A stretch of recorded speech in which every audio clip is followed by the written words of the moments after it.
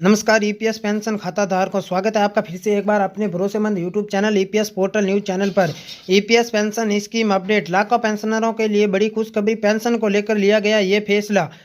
EPS pension scheme EPFO द्वारा अपने कर्मचारियों के लिए कई योजनाएं चलाई जा रही हैं। इन्हीं स्कीम में से एक है कर्मचारी पेंशन योजना ईपीएस 95 पेंशन स्कीम, जिसे 16 नवंबर 1995 को लॉन्च किया गया था। यह स्कीम ईपीएफओ के तहत आने वाली सभी कंपनियों में लागू होता है।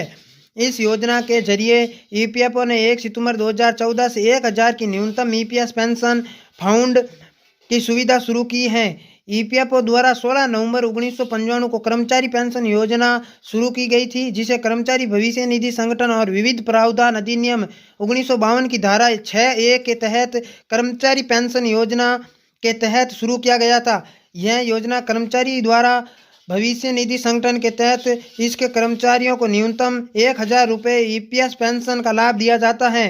अब है एम्प्लॉय पेंशन स्कीम के लिए पात्रता। ईपीएफओ की इस कर्मचारी पेंशन योजना का लाभ लेने के लिए आपको ईपीएफओ का सदस्य होना चाहिए, जिसके खाते से ईपीएफओ की राशि जमा होती है। आपके खाते से 8.33% राशि ईपीएस पेंशन फाउंड के लिए जाती है। साथ ही अपने कम से कम 10 साल की सेवा पूरी कर ली है और आपकी सेवानिवृत्ति की उम्र 58 साल है। साथ ही कर्मचारी 50 साल की उम्र में कम दर पर पीएफ का पैसा निकाल सकते हैं। अब है एम्प्लॉय पेंशन स्कीम बेनिफिट्स। अब देखिए, अगर आपको पेंशन से क्या बेनिफिट्स होने वाले हैं।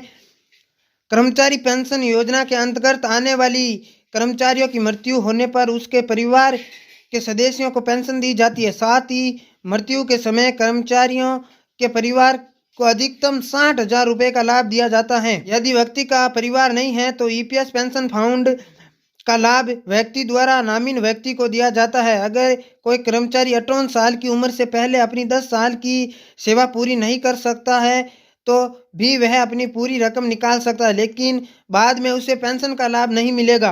Pension EPS pension scheme update. 6 महीने या उससे कम समय में रिटायर होने वाले कर्मचारियों को ईपीएफओ ने कर्मचारी पेंशन योजना के तहत जमा निकासी के लिए 1 नवंबर तक की अनुमति दी है। हाल ही में संगठन की ओर से बताया गया है कि ईपीएस पेंशन फाउंड कोष में जमा राशि को कर्मचारियों द्वारा निकाला जा सकता है यदि उनकी सेवा के 6 महीने से कम समय बचा हो। इस संबंध में श्रम मंत्रालय की ओर से एक बयान जारी किया गया है, जिसके बाद विभाग की ओर से कर्मचारियों को अनुमति दी गई है। Employees pension scheme. श्रम और रोजगार राज्य मंत्री ने यह जवाब दिया।